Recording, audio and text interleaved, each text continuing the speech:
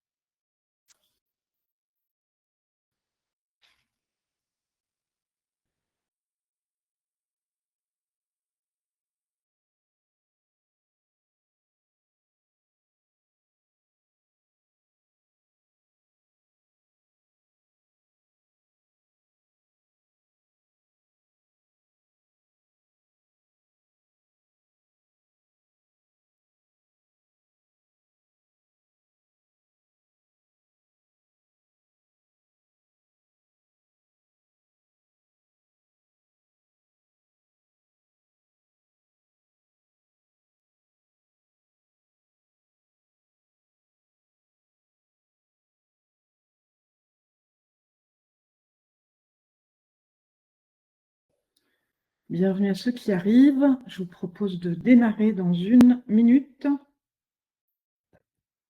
On attend que les derniers, les retardataires, se connectent.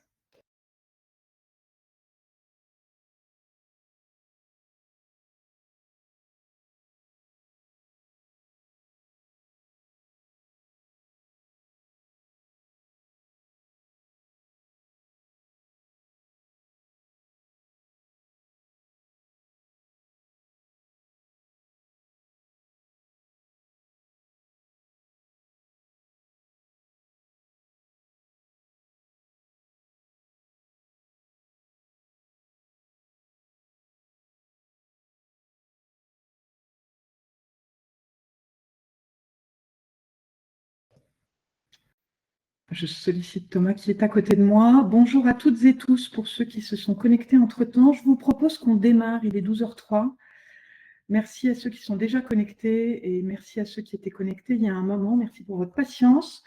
On se parle aujourd'hui de QVCT, qualité de vie et conditions de travail, et de RSE. Alors, QVCT, RSE, même combat, point d'interrogation, c'est ce qu'on tentera c'est la question à laquelle on tentera de répondre aujourd'hui.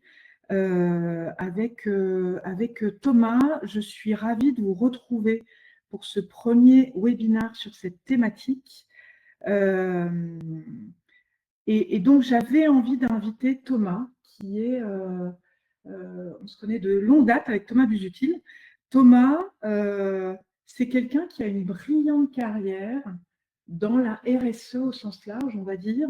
C'est quelqu'un que je définirais comme ayant une vision très tôt, alors qu'on parlait encore très peu de RSE, qui a eu la chance et qui a fait la chance de certains grands groupes, puisqu'il a dirigé des directions RSE dans différents grands groupes comme PPR, maintenant Kering, Vinci, SFR.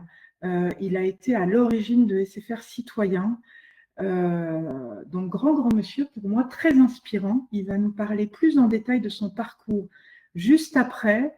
Moi, ce que j'aime chez Thomas, et c'est pour ça que je tenais beaucoup à l'inviter pour ce premier webinaire, c'est sa vision de l'écologie positive, sa vision très pragmatique de ces sujets et sa vision pas que de RSE, mais bien complète, systémique, holistique. J'ai presque envie de dire, et l'humain dans tout ça, et c'est sans doute ce qui nous relie tous les deux. Voilà, donc aujourd'hui, premier webinaire sur ce sujet-là. Thomas nous fait l'honneur d'être là. Bienvenue à ceux qui arrivent. Donc, je suis Isabelle Koupetchek, je suis dirigeante dans des grands groupes passionnés par l'humain. J'ai beaucoup travaillé sur l'engagement collaborateur. Je suis également entrepreneur. Je suis passionnée par l'humain, qu'il soit client, collaborateur dans l'entreprise, citoyen ou consommateur. Ça, c'est Thomas qui va beaucoup nous en parler. Donc, l'humain dans toute sa complexité. Et j'ai également écrit un livre sur le burn-out. C'est Thomas qui me le rappelait gentiment tout à l'heure. Voilà, donc ce webinaire est en partenariat et sponsorisé avec Zenworking. Zenworking qui est une entreprise spécialisée dans la qualité de vie et les conditions de travail, partenaire stratégique sur le bien-être au travail des collaborateurs.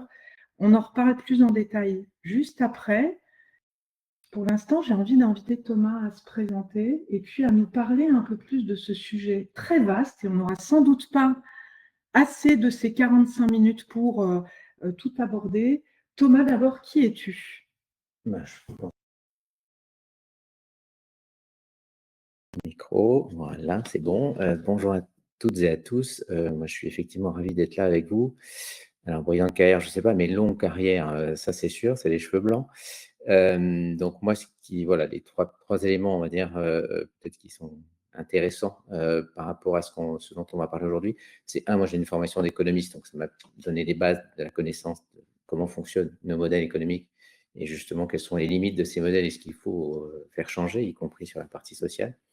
La deuxième chose, Isabelle l'a rappelé, c'est qu'effectivement, ça fait quasiment 25 ans que je travaille sur ces questions de durabilité. Alors, effectivement, d'abord en ayant créé ces fonctions de directeur développement durable dans les grands groupes qu'elle a mentionnés, et puis en étant passé de l'autre côté de la barrière en créant une structure de conseil qui s'appelait Imaginable, voilà, pendant une quinzaine d'années, et qui s'est associé au groupe R3 que j'ai quitté en fin d'année dernière. Voilà, et le troisième élément, c'est que dans ma pratique, on va dire en tant que directeur de développement durable, je me suis heurté voilà, à un immobilisme, à une inertie extrêmement forte. J'ai pris énormément de portes dans la figure, enfin, voilà, ça forme la jeunesse. Et donc, ça m'a amené à me questionner sur pourquoi ça coince alors que j'étais avec des patrons du CAC 40, donc la crème de la crème, si je puis dire, et que ce qui me paraissait évident pour moi, eux, ils n'arrivent pas à l'intégrer. Donc, du coup, ça m'a amené à travailler sur les neurosciences et à rencontrer celui qui a été mon mentor sur tous ces sujets-là, qui s'appelle Jacques Fradin, qui est un neurocognitiviste. Donc, je vais vous montrer un petit peu, je vais vous donner quelques exemples de ce sur quoi il travaille, notamment la biosystémique. Autrement dit, comment on peut avoir, voilà, à la fois en tant qu'individu, dans les relations et l'organisation au travail, un fonctionnement qui est raccord, si je puis dire, avec la façon dont notre cerveau fonctionne. Donc, tout son travail est parti, on va dire, de toutes les recherches sur les neurosciences des 20-30 dernières années. Voilà, pour me présenter rapidement. Alors, effectivement, je vais brasser très large. Hein, donc, ce sera probablement un peu frustrant. Mais voilà, s'il y a des questions, n'hésitez pas là aussi dans le chat, évidemment, à poser, puis on les reprend dans la partie des questions. Merci beaucoup. Et voilà, c'est parti. Je sais pas si... Merci pour cette précision. N'hésitez pas effectivement dans le chat à poser toutes les questions que vous voulez et à ouvrir certains sujets qu'on n'aurait pas ouverts. On n'aura pas le temps de tout aborder, donc on se garde 15 minutes, je vous propose à la fin, de questions-réponses. Et puis ça ouvrira sans doute sur des thématiques à venir, à suivre dans d'autres webinaires, dans d'autres épisodes. Merci Thomas. Et alors, comment on pourrait commencer à répondre à cette question complexe qui lie finalement la QVCT et la RSE? Comment on pourrait commencer la réflexion? Alors effectivement, la façon que je vous propose de l'aborder, et je dis, on va essayer d'aller par cercle concentrique, de façon extrêmement large, et pour même élargir un petit peu la problématique sur l'épanouissement au travail et la durabilité des entreprises. Donc pour démarrer, la première dimension, on va dire, sur la santé au travail, c'est la santé physique. Et puis il y a un deuxième cercle qui est la santé psychique et un troisième cercle qui est la santé sociale. Sachant que je vais lier les deux derniers sur la santé psychique et la santé sociale, puisqu'il y a énormément d'interactions de l'une à l'autre. Donc je vais revenir rapidement là-dessus. Sur la santé physique, donc si je fais le point avec les RSE, c'est la première responsabilité sociale de l'entreprise.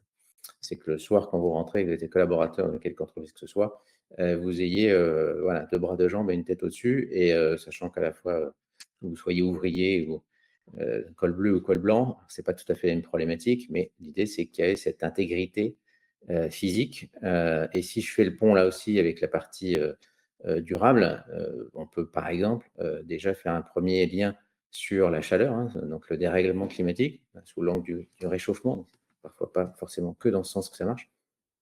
Et typiquement de voir que, notamment aux États-Unis, par exemple en 2022, c'est 53 travailleurs qui sont décédés de la chaleur, qu'on a eu en Inde donc, entre mi-mai et mi-juin, des chaleurs extrêmes de plus de 50 degrés, et là c'est plusieurs centaines de personnes qui sont mortes, d'ailleurs, soit dans les bureaux, soit sur les chantiers. Il y a eu aussi des décès qui étaient dans les bureaux, parce qu'il n'y avait pas de climatisation. Et avec un impact sur l'organisation qui n'est pas neutre, hein, puisque donc, il y a eu une récente étude qui a montré qu'en 2030, ça pourrait représenter jusqu'à 2% de l'ensemble des heures travaillées dans le monde. Donc, on voit bien tout de suite, là déjà, première responsabilité, la dimension santé physique, et où on fait ce pont très très clair entre qualité de vie au travail et RSE, alors dans une vision un petit peu extrême, hein, puisque là c'est létal, on va dire, comme effet. Donc là-dessus, on peut distinguer effectivement le travail physique, hein, sur les chantiers ou dans les usines. Et là, moi, j'aimerais bien vous raconter, voilà, chez Vinci, notamment, ce qu'on avait fait avec une des filiales qui était dans le sud-est de la France. On avait décidé il y a eu tout un travail qui a été fait pour embaucher des femmes sur les chantiers. Voilà. Ce qui est intéressant, c'est que les femmes, physiquement, porter des sacs de 50 kg de ciment, ça ne le fait pas, comme on dit. Donc, du coup, ça a obligé l'ensemble de l'entreprise à revoir tout ça et à faire que les sacs qui faisaient plus 50 mais 25 kg. Et évidemment, ces messieurs en ont profité, étaient ravis qu'il y ait des femmes sur les chantiers, parce que ça leur a très largement allégé, on va dire, les TMS, les troubles musculo-squelettiques, puisque c'est ça dont on parle. Sur ces chantiers. Ce qui est intéressant aussi, c'est que dans ce qu'on a vu dans les effets secondaires, c'est qu'il y avait aussi une baisse de la tension et de la violence sur les chantiers. Donc, ça, c'était un effet collatéral positif qu'on a pu voir. Ce qui est intéressant aussi, c'est que, et ça c'est un point sur lequel je voulais insister, sur la dimension culturelle. On a aussi intégré tout ce qui est quart d'heure d'échauffement. Et typiquement, la réaction, ça n'a pas loupé, c'est ça, c'est un truc de gonzesse. Je vous le dis comme ça a été dit à l'époque, sauf que donc ce quart d'heure d'échauffement qui était fait en plus avec des kinés, voilà, qui formaient un peu les compagnons sur tous ces échauffements, ce quart d'heure d'échauffement, ils se sont très très vite aperçus que c'était pas que un truc de gonzesse, et que eux aussi, toujours pareil, c'est comme les sacs de ciment, ils en profitaient énormément. Donc il y a aussi cette dimension d'accompagnement, j'y reviendrai sur d'autres exemples, sur comment je change la culture et les comportements. Je pense que ça, c'est un point très important. Et enfin, là, c'est un autre travail que j'ai fait pour Bouygues, là aussi, cette fois sur la partie externe, quand on a travaillé sur la stratégie RSE de Bouygues, c'est aussi étendre ça aux partenaires. Notamment dans la stratégie RSE de Bouygues, il y avait le fait de dire, ce quart d'heure d'échauffement, on va y associer l'ensemble des prestataires qui vont travailler sur le chantier pendant la journée. Et donc, du coup, on va répondre justement à cet axe qui était l'un des axes de la démarche Actitude, qui était le nom de la démarche RSE de Bouygues Construction, pour justement montrer au chef de chantier que quand il fait ça comme ça, c'est-à-dire qu'il associe au-delà des compagnons Bouygues, qu'il associe aussi l'ensemble des partenaires qui allaient intervenir sur le chantier, il répondait justement à l'un des axes de la démarche RSE sur l'engagement, effectivement, sur la qualité de vie et l'épanouissement au travail. Donc voilà un petit peu voilà, les différentes choses. Et puis sur la partie plus tertiaire, je vais essayer de ne pas être trop long. Là, on va être plus évidemment sur des problèmes de TMS, notamment des mains, sur le clavier, des yeux. Voilà, il y a, par exemple, je ne sais pas si vous savez, mais donc, normalement, on cligne à peu près une fois toutes les 4 secondes. Et quand vous regardez les écrans, vous clignez une fois tous les 10 secondes. Donc voilà, très très simple, hein, dans les choses à faire par rapport à ces TMS tertiaires, c'est de faire que toutes les 10 minutes, voilà, vous cherchez la vision de loin et que vous repreniez ce clignement des yeux, par exemple. Vous ayez aussi c'est toute l'ergonomie du poste de travail sur les doubles écrans, et ainsi de suite. Mais ça, bon, je pense que vous connaissez bien pour ceux qui travaillent sur ces sujets.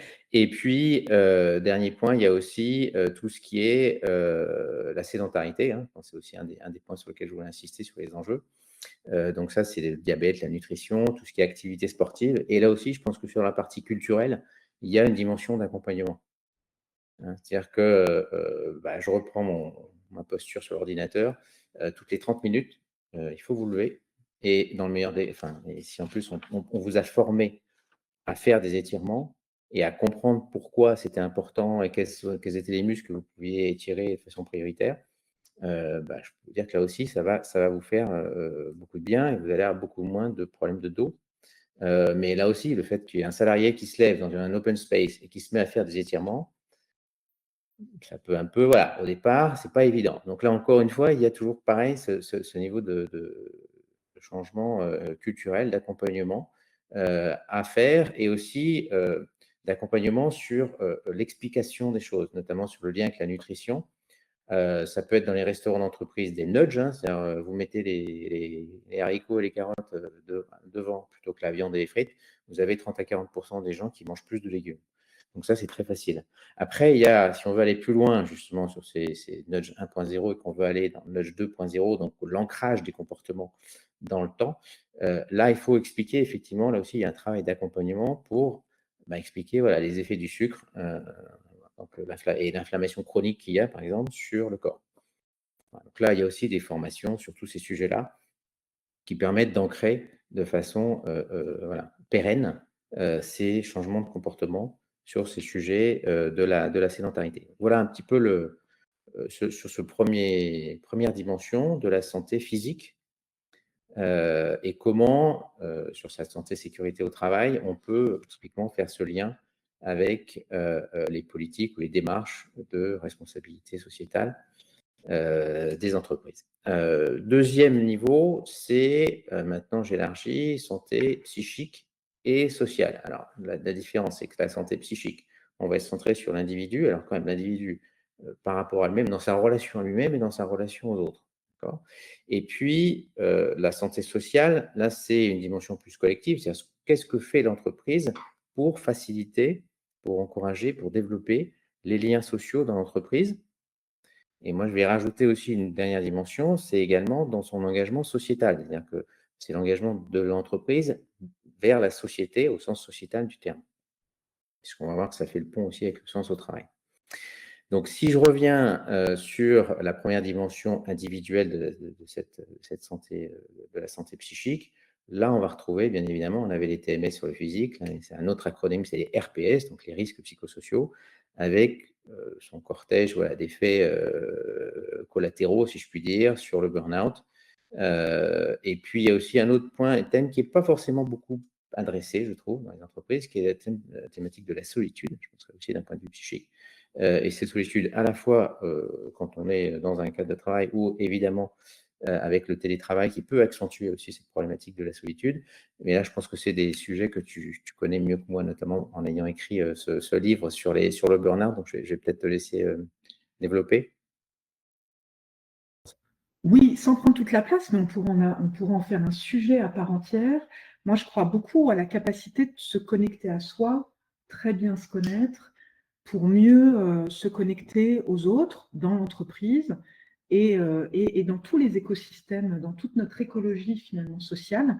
Donc, on vient aussi à la relation sociale au travers de ça.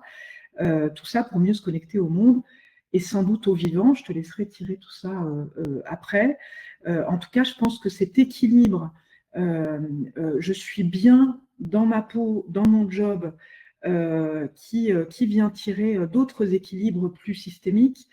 J'en suis vraiment intimement persuadée. Et effectivement, c'est là qu'on va aller sur la capacité d'identifier nos croyances, nos besoins, là où on est bien, là où on est bon.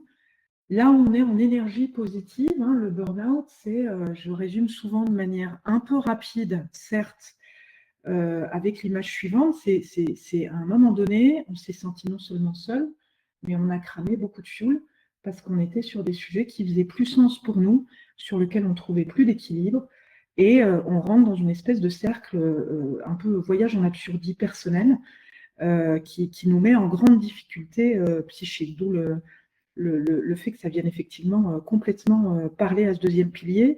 Donc oui, et tout ça, c'est une responsabilité de l'entreprise, c'est une responsabilité individuelle, et je crois beaucoup au fait que passer d'abord par l'individu peut donner beaucoup de résultats pour avoir de l'impact sur l'entreprise et sur le système social qu'est l'entreprise. Je rajoute un deuxième élément qui me semble intéressant dans ce que tu as décrit, c'est l'aspect social et relations sociales. L'entreprise est de plus en plus aujourd'hui et avant tout un lieu de sociabilité, et de plus en plus dans les embauches que j'ai observées, notamment sur les jeunes générations, il y a une dimension de « je suis bien et je fais société » qui est extrêmement importante. Là où ma génération était très élevée, si je puis dire, à la dimension travail, au sens du travail. Je travaille beaucoup, je donne beaucoup à l'entreprise et ça fait sens pour moi. Le sens aujourd'hui est ailleurs, donc c'est important de considérer l'individu en tant que tel, un groupe d'individus en tant que tel, pour mieux nourrir le sens de chacun et éviter ces sujets dont tu parlais, hein, burn-out, principe de plus trouver le sens et de cramer ce que j'appelle du fuel, être en énergie négative, ce qui apporte pas beaucoup ni à soi ni à la communauté. Mais je te laisse continuer sur... Oui, je voulais juste peut-être deux éléments, enfin deux, trois éléments à rajouter par rapport à ça.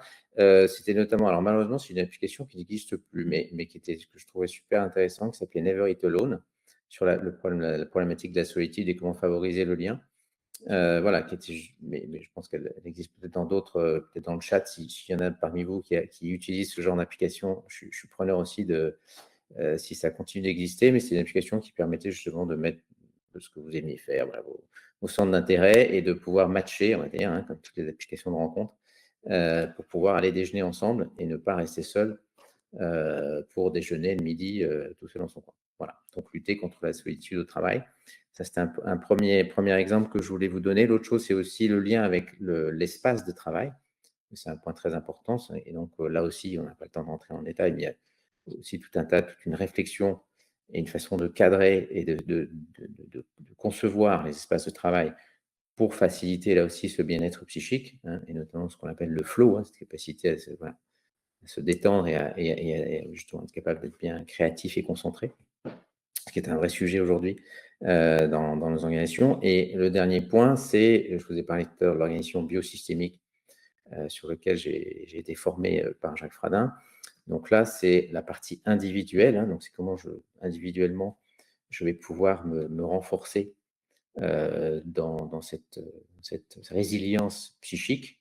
Donc là, c'est 3 niveaux, hein, c'est travailler sur la confiance en soi qui est liée aux compétences, travailler sur l'estime de soi, c'est-à-dire la façon dont vous faites les choses. Pas forcément, après le résultat peut être un échec, hein, sur une réponse à un appel d'offres, c'est la façon dont vous le faites. Est-ce que vous avez donné le meilleur de vous-même ou pas? Donc là, vous avez travaillé sur votre estime de soi. Et puis, ce qu'on appelle la tendresse pour soi, c'est-à-dire c'est les invariants. C'est qu'est-ce que vous reconnaissez ou les autres vous reconnaissent comme traits de caractère, voilà, qui font que vous êtes quelqu'un de bien. Donc c'est très important, voilà, faire d'abord ce travail sur soi, sur ces 3 dimensions, pour pouvoir derrière aller sur ce que je vais aborder ensuite, sur la biosystémique relationnelle et organisationnelle. Donc voilà, ça c'était sur cette première partie individuelle, hein, sur la santé psychique au sens de l'individu. Maintenant, si on passe justement sur cette dimension collective et on fait lien avec la santé sociale sur l'organisation, là on a beaucoup de façons de faire sur comment je vais justement m'assurer que je vais développer toute cette question de lien social, mais aussi l'efficacité de l'organisation. Donc là, on a des choses que je pense que vous connaissez sur l'organisation apprenante. Moi, sur cette organisation apprenante, moi j'aime bien faire le parallèle entre fiche de poste et fiche de rôle. Je pense que les directions des ressources humaines devraient peut-être plus s'attacher à définir non pas seulement des fiches de poste qui sont dans une dimension très fonctionnelle, mais des fiches de rôle qui sont beaucoup plus dans une dimension de responsabilité élargie.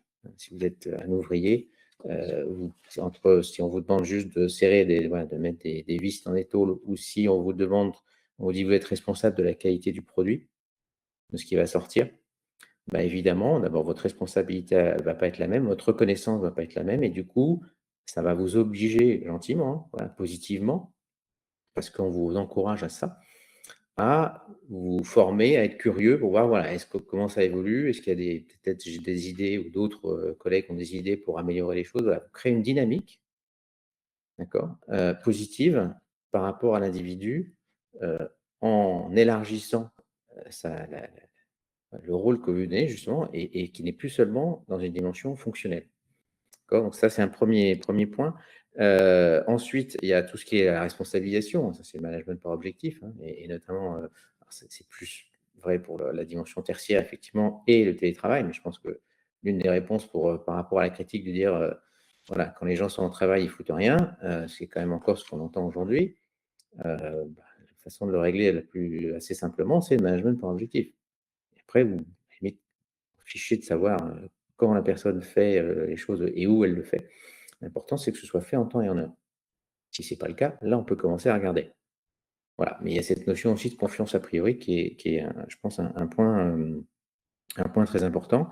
Alors je reviens sur cette là, j'intègre une des dimensions de la biosystémique relationnelle, c'est que, quand vous êtes en lien avec vous arrivez à avoir une bonne relation avec les autres, du coup, vous pouvez faire du management de l'initiative. Donc, si au lieu de dire, voilà, on m'a demandé de revoir, de déployer une politique commerciale, je ne vais pas dire, voilà, ça va être comme ça et vous appliquez. C'est dire, j'ai mon point de vue, je vous l'explique, je me mets en écoute et je co-construis. C'est ça le management d'initiative. Et donc là, si vous voulez, toutes les cartes de sociodynamique qu'on a tous appris, là, entre les verts, les jaunes, les rouges, comme à koh vous évacuez tout ça.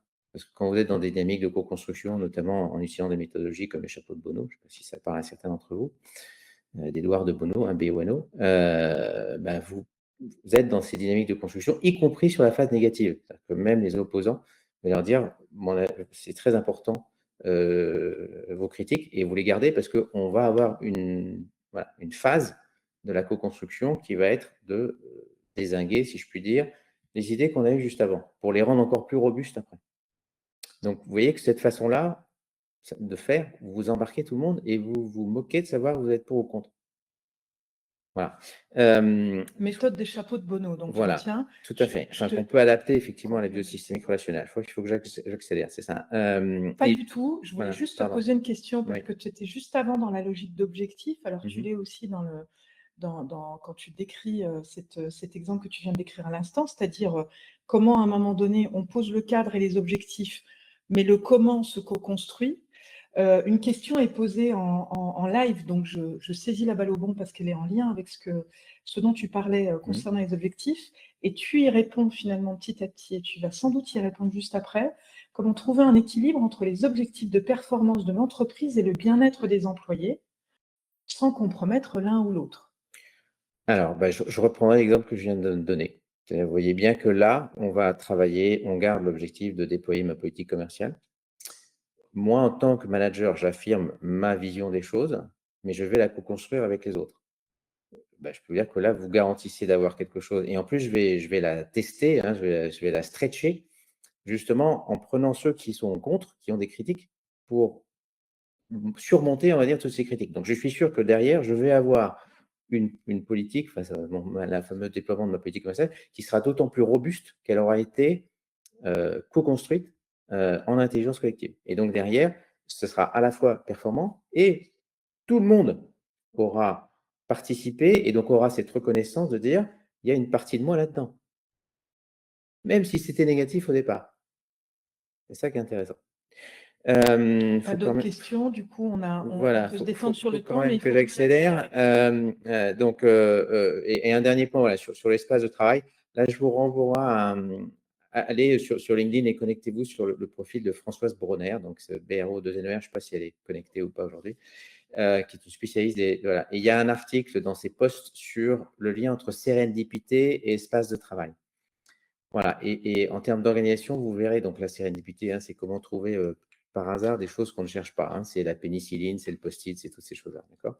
Bon, vous verrez sur cet article, qui est extrêmement éclairant et inspirant, comment vous pouvez concevoir sur 5 dimensions un espace de travail, qui va favoriser la sérendipité.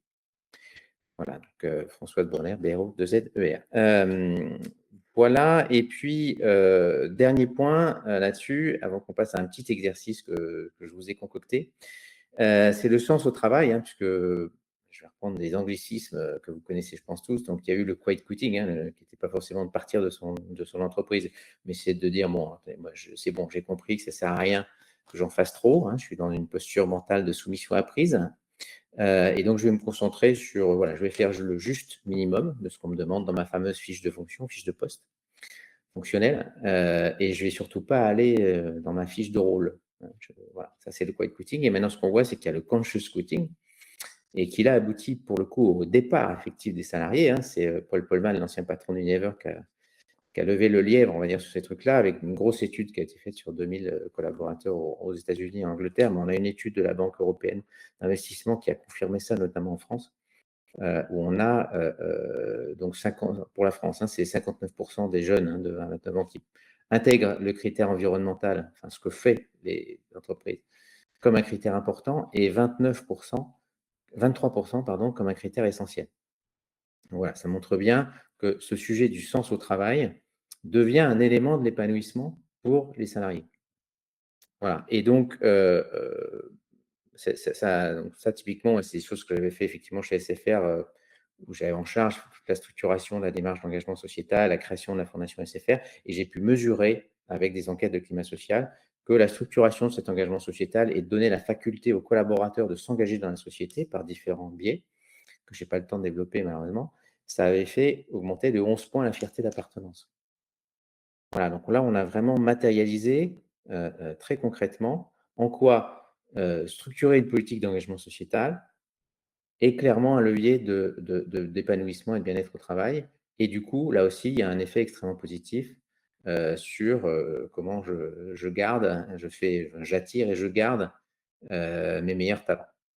Voilà, donc le lien avec la marque employeur, là aussi d'un point de vue RSE, qui a fait partie des sujets de la RSE, est clairement adressé avec ce type de choses. Voilà. Et maintenant, je reviendrai après, on va faire le petit exercice. Donc, vous voyez un peu là mes trois cercles, hein, santé physique, santé psychique, santé sociale. Voilà comment on adresse un petit peu tous les sujets, les principaux sujets qu'il y a à l'intérieur de tout ça, et comment on fait immédiatement sur l'ensemble de ces sujets un pont entre cet épanouissement au travail, cette qualité de vie, ce bien-être et la responsabilité sociale de l'entreprise. Alors, est-ce que, Ravinder, tu peux nous mettre le petit slide. Donc là, vous allez pouvoir chatter, hein, s'il vous plaît. Vous allez m'aider, hein, c'est vous qui allez bosser un peu. Vous allez travailler. Il n'y a pas de raison. Ouais, voilà, alors, on peut mettre la première image. Donc ça, c'est un des sites industriels avec lesquels c'est une entreprise avec laquelle je travaille, de cosmétiques, dans le sud de la France, et pour leur montrer un petit peu, donc ils voulaient que je les aide à intégrer ces dimensions sociales, environnementales dans ce projet. Et donc, pour leur faire comprendre voilà, où je voulais en venir, j'ai fait cette photo qui était donc le photo de c'est donc un bac à incendie, une réserve à incendie, qui donc répond à l'enjeu social, d'accord, de la sécurité au travail. Si jamais il y a un incendie, voilà, il faut que les pompiers puissent avoir accès. Donc maintenant, vous voyez, c'est une dimension technique réglementaire, hein, d'accord? Si maintenant je vais rajouter la vision de bien-être au travail, d'après vous, en quoi cet objet peut se transformer? C'est un volume d'eau, assez conséquent. On ajoute donc le bien-être au travail, en quoi ça peut se transformer? Voilà. Alors, est-ce que dans le chat, vous pouvez me donner des idées?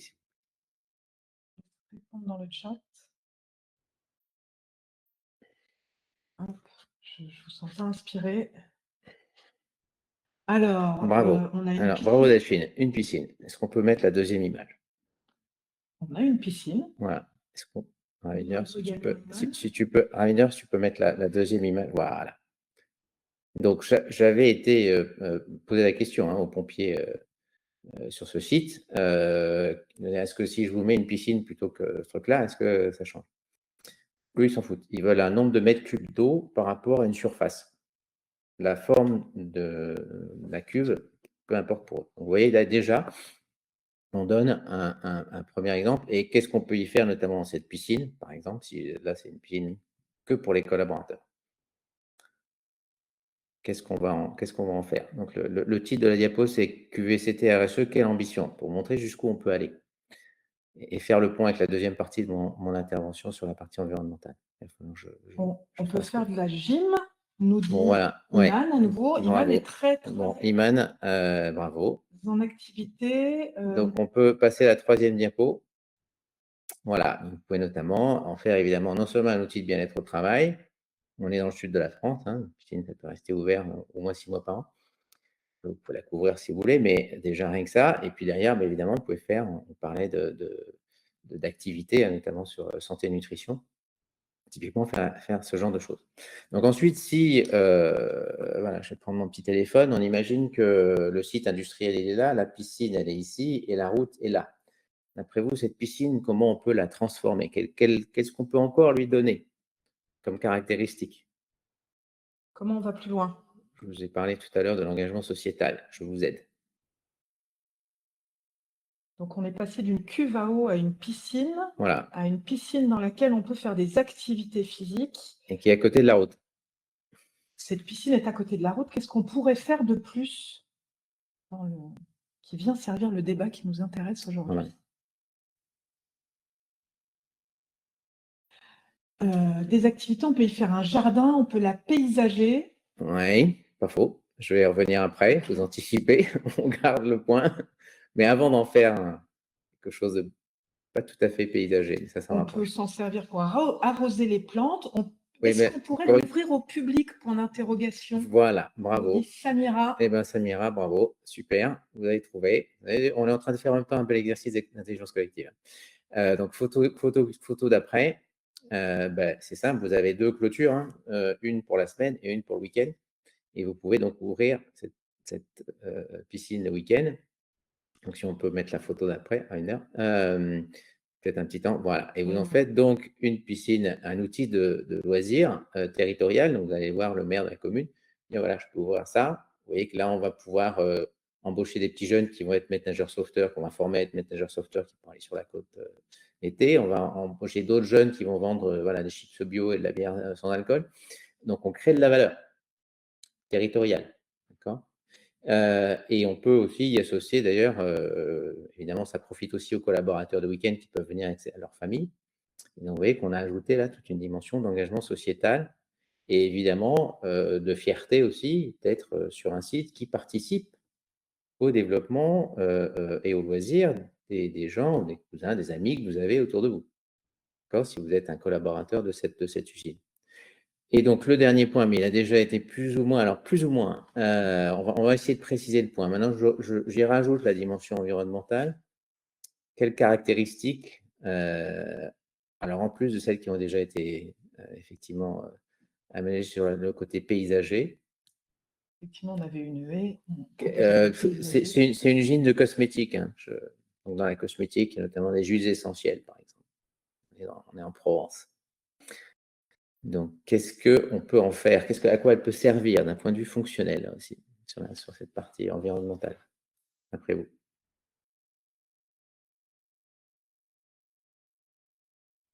Comment peut-on encore un peu pousser le concept?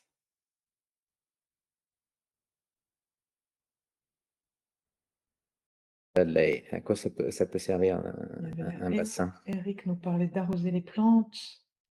Si on va un peu dans la même dimension. Bon, comme on est à la Bourse, je vais y aller. Donc, on en fait un bassin de phytoépuration. Ravinder, si tu peux mettre l'image. Et donc, si on peut mettre la dernière image, et donc vous allez, voilà, donc on est bien dans cette piscine ouverte qui est un outil de bien-être au travail.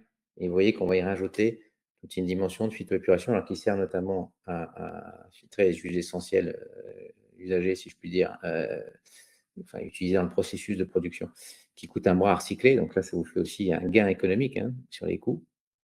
Et en même temps, vous voyez bien que vous allez rajouter une dimension sur la biodiversité. On a parlé de paysage, mais allons plus loin. Hein. C'est le lien avec le vivant et le lien avec la biodiversité.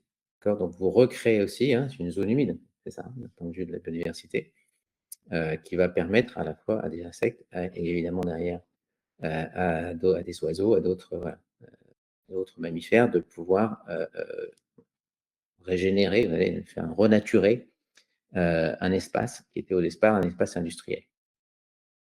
D'accord. Donc ça, vous voyez bien L'objet est le même, hein. Vous voyez qu'entre ma photo qui est en haut à gauche et ma photo qui est en bas à droite, alors je vous autorise tout à fait à prendre cette photo, voilà, à prendre le slide en photo et à le réutiliser, hein. Je vous donne les droits par avance. Et servez-vous-en parce que vous voyez là, en 5-10 minutes, on montre comment c'est juste une question de mindset, d'accord? Et comment vous pouvez intégrer ces dimensions sociales au sens large, social/sociétal, juste dans le changement de façon de penser. Hein, entre voilà, cette vision technique et réglementaire qui est liée à la santé, à la sécurité, surtout au travail, et puis en bas à droite, une vision où on a créé de la valeur sociale, économique, environnementale et sociétale. Vous faites le tour. Vous avez toutes les dimensions. Et encore une fois, en restant dans des logiques économiques, hein. Voilà, puisque vous faites des gains sur la filtration, vous faites des gains sur l'absentéisme, hein, là aussi, ça coûte cher. Les gens qui ne sont pas là, s'ils sont bien dans l'entreprise, bah, comme par hasard, il y a moins d'absentéisme. Et puis, votre license to operate, le jour où vous voulez agrandir votre site, la relation que vous avez avec monsieur le maire, elle n'est pas tout à fait la même. Donc, c'est aussi ça, en termes purement de business, encore une fois, hein. Vous voyez aussi tous les avantages business qu'on peut voir derrière. Bon, et ça me sert un petit peu de conclusion, parce que le temps passe, je vais qu'on laisse un peu de temps aux questions. Et si vous voyez comment aussi on peut, avec ce fil de la qualité de vie au travail, du bien-être au travail, de l'épanouissement au travail, on peut tirer sous l'angle de la RSE l'ensemble des dimensions et comment ça peut être, si vous êtes DRH, comment ça peut être un formidable levier, si vous l'avez bien compris comme ça, pour montrer comment, à partir de politiques ressources humaines, vous allez répondre, raisonner, faire résonner tout ce que vous mettez en place sur l'ensemble des dimensions de la responsabilité sociétale et environnementale et sociale de l'entreprise. Voilà. Et donc, du coup, vous pouvez montrer très concrètement que, au travers de cette démarche, vous prenez soin de vos collaborateurs. Vous prenez soin non seulement de l'ensemble des gens dedans, mais qui peut aussi s'appliquer aux partenaires et aux riverains, voilà, au territoire qui est autour de vous. Et puis, vous prenez soin du vivant. D'accord? Et vous faites ce pont aussi entre. Et de la même façon, si vous voulez, il y a pas mal de choses. C'est Heinz Wiesmann, un philosophe qui a fait un très bon parallèle entre l'assèchement des sols, hein, la pauvreté des sols, l'appauvrissement des sols, et puis l'appauvrissement et l'assèchement de nos cerveaux. Et que cette vision extractive du vivant, on la retrouve exactement dans la vision extractive des hommes. Et que donc c'est ce changement de mindset où là, on va être au contraire dans reconnaître d'abord et renforcer, permettre l'épanouissement des potentiels, à la fois du potentiel humain, mais aussi du potentiel du vivant.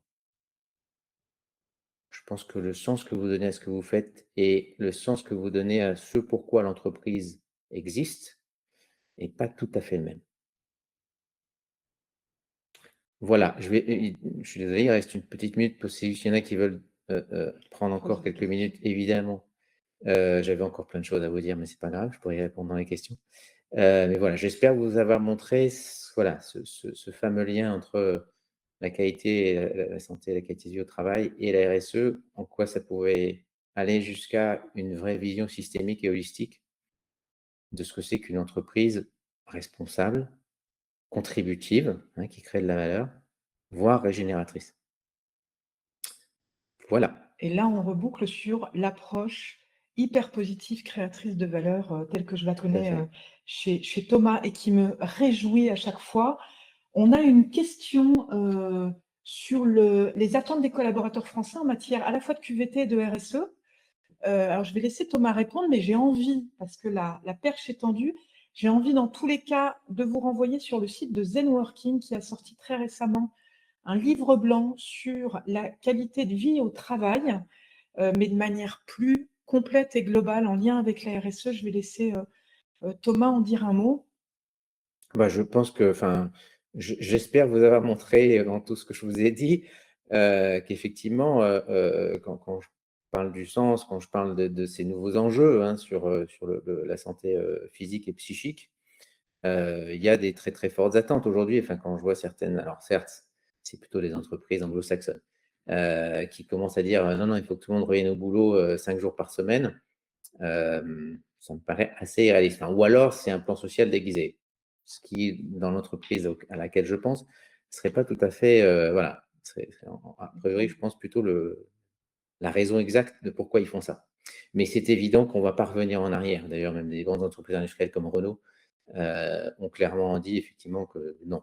Clairement, il y a des choses qui changent. Donc, il y a ces attentes des collaborateurs clairement qui évoluent, notamment sur l'autonomie, la responsabilité, voilà, le fait de faire confiance, cette intelligence collective. Voilà, j'en passe et des meilleurs. Vous voyez, et ça, on voit bien que tout ça, ce sont des sujets qui sont liés à la responsabilité sociale de l'entreprise. Donc, pour moi, on a une résonance parfaite entre l'évolution des attentes des collaborateurs sur tous ces nouveaux enjeux et en quoi, justement, ça fait sens de l'intégrer dans une vraie démarche de RSE où le pilier social est au moins égal au pilier environnemental. Et qu'une démarche de RSE, ce n'est pas que du carbone, de la décarbonation en l'occurrence. Voilà. J'espère avoir répondu à la question. Alors, on a merci, on a des Est-ce qu'il y avait d'autres questions? Oula. Des remarques sur Merci le pour les côté compliments. inspirant. Déjà. Quelles Alors, sont les sociétés en avance sur ces thématiques? Bon, bah, écoutez, il y en a plein, donc j'en ai cité quelques-unes. Il y en a une, allez aussi sur sur LinkedIn, regardez les posts d'Alexis Delem. Alexis Delem, c'est un entrepreneur qui a créé la marque de cosmétiques Avril. Voilà, et regardez comment il a développé, alors à la fois d'un point de vue purement business, sur voilà, les relations clients et autres, mais aussi sur la dimension sociale. C'est-à-dire justement par rapport à ce que je viens de dire, en faisant confiance aux collaboratrices dans les magasins, et y compris jusqu'à fermer le magasin. Il a fait un post très récemment qui était super intéressant sur, en montrant que les collaboratrices, d'abord, elles étaient informées sur le chiffre d'affaires tous les mois, voilà, elles sont impliquées dans tous les sens du terme sur les résultats du magasin. Et puis des fois, l'emplacement du magasin, c'était pas le bon. Donc, le chiffre d'affaires n'est pas au niveau. Donc, il faut fermer. Et donc, derrière, il montrait comment, justement, le fait d'avoir anticipé, d'avoir expliqué, et puis de proposer là aussi des alternatives, ça fait que, d'abord, elles vont jusqu'au bout, jusqu'au jour de la fermeture, elles sont toujours aussi motivées, et que derrière, elles continuent à dire du bien, même si elles ont changé de boîte, elles ont trouvé un autre boulot, elles continuent à dire du bien sur les réseaux sociaux de Avril. Voilà. Donc, l'effet de halo positif, il est extrêmement fort. Donc voilà, juste, je n'ai pas le temps là de vous citer plein d'exemples, mais typiquement, voilà, pour moi, Avril, Alexis Delem, c'est un patron qui a tout compris de ce que c'est ce lien entre qualité de vie au travail et RSE. Voilà. Petit exemple ouais, rapide, mais on bien sûr. aura l'occasion de faire d'autres conférences autour de ça, autour de l'engagement des collaborateurs. Moi, j'ai toujours envie de citer Leroy Merlin, qui est un employeur assez magique, reconnu par tous ses employés, avec 3 valeurs très fortes qui sont le partage du savoir, du pouvoir et de l'avoir. Et tu parlais co-construction tout à l'heure et comment on co-construit le quoi et le comment. C'est la seule entreprise de cette taille, 30 000 collaborateurs en France, 300 000 dans le monde à peu près, qui a posé sa vision, la déclinaison de sa stratégie et ses objectifs en logique totalement co-construite par et avec tous les collaborateurs, c'est-à-dire 30 000 collaborateurs en France, 26 000 à l'époque quand ils ont commencé. C'est pareil, c'est la vision d'un directeur général, Thomas Bourret. Si vous voulez en savoir plus, je ne vous en dirai pas plus, mais je vous invite à aller sur YouTube. Vous trouverez la vidéo de la co-construction, de la stratégie, de la vision, de la raison d'être, de la déclinaison des objectifs de Leroy Merlin. Vous tapez Leroy Merlin, Thomas Bourret, vous tomberez dessus. Et c'est passionnant. Comme quoi la co-construction, on peut la faire dans toutes les conditions possibles, même avec beaucoup de collaborateurs.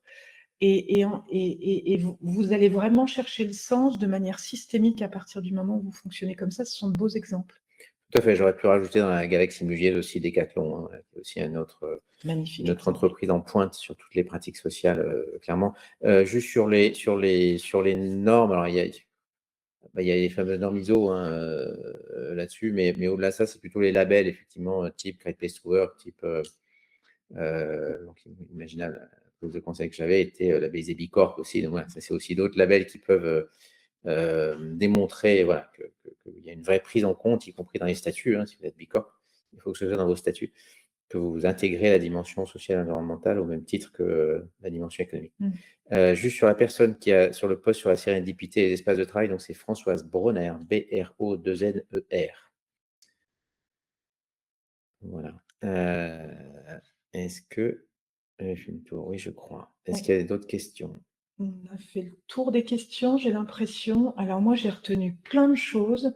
Je garde cette image et merci de l'avoir laissé afficher, cette métaphore ou ces métaphores multiples où on part d'une problématique et d'une contrainte technique et on tire toutes les dimensions RSE, sociale et sociétale de l'entreprise dans toutes les... et environnementale, sociale, sociétale, environnementale de l'entreprise. Je trouve que si il y a une chose à retenir, c'est presque cette image. J'avais oublié de vous dire que Thomas avait été aussi en parallèle patron de l'innovation. Je trouve ça extrêmement innovant, extrêmement inspirant. Merci de nous donner le droit de réutiliser cette image qui est très inspirante. Je trouve que dans la logique de changement de mindset pour faire avancer chacun de nous individuellement et la société de manière plus globale, c'est une belle métaphore qui peut et doit nous inspirer. Comment changer de regard, changer de position, changer de mindset. Et pour ce faire, j'ai envie de vous inviter cet après-midi, tout bêtement, à changer de place à votre bureau. Ça vous donnera un autre regard sur ce que vous faites, sur le sens que vous donnez à votre job dans l'entreprise et que vous donnez à vos collaborateurs. Et je retiens aussi une invitation aux patrons, DG, DRH, directeur de la RSE et directrice de la RSE, on a parlé des femmes aussi aujourd'hui, à peut-être à l'aune de ces 3/4 d'heure d'intervention, de repenser leur métier de manière plus systémique, holistique et en tout cas à tenter un changement de regard qui pourra peut-être vous permettre de créer cette magie qui nous a été démontrée ici au travers de cet exercice et de cette conférence. Oui, encore une fois, dans une logique positive et en gardant une dimension business. Encore une fois, moi, je fais que des business de formation. Donc, l'idée, c'est de démontrer que tout ça, ça s'inscrit bien dans des logiques business.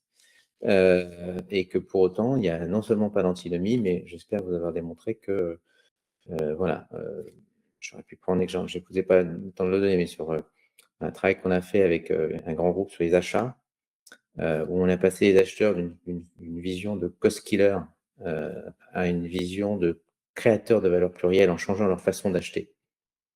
Voilà, je peux dire, quand j'ai été voir la directrice d'achat, je dis, est-ce que tu te rends compte, voilà, qu'avec ce travail-là, tu fais passer tes équipes, voilà, d'un statut de cost killer à un statut de créateur de valeur plurielle. Là aussi, forcément, de pourquoi je me lève tous les matins pour aller bosser et pourquoi je vais bosser dans cette entreprise-là, je pense qu'il y a du grain à moudre, comme on dit. Voilà. En tout cas, j'espère vous avoir convaincu de l'intérêt, en tout cas, de changer ce mindset et de penser comme ça, avec cette vision systémique et holistique. Merci beaucoup. Et on reviendra très prochainement sur cette vision systémique parce qu'on a encore beaucoup de choses à dire. Oui. Si ça te va, Thomas. Tout à fait. On vous laisse avec ça. Merci d'avoir été avec nous. Merci d'avoir été attentif. Merci d'avoir joué le jeu de l'exercice sympathique qui s'affiche. Vous avez été très bon. Bravo. Vous avez été très, très fort. On se retrouve très bientôt pour d'autres conférences sur ces différentes thématiques. On a encore plein de choses à vous raconter. Vous retrouvez Zenworking le mois prochain pour un webinaire sur la qualité de vie au travail. Merci à Thomas. Merci à toi. Merci à Zenworking de nous avoir porté, supporté, d'avoir été notre partenaire pour ce webinaire. Ça a été un plaisir.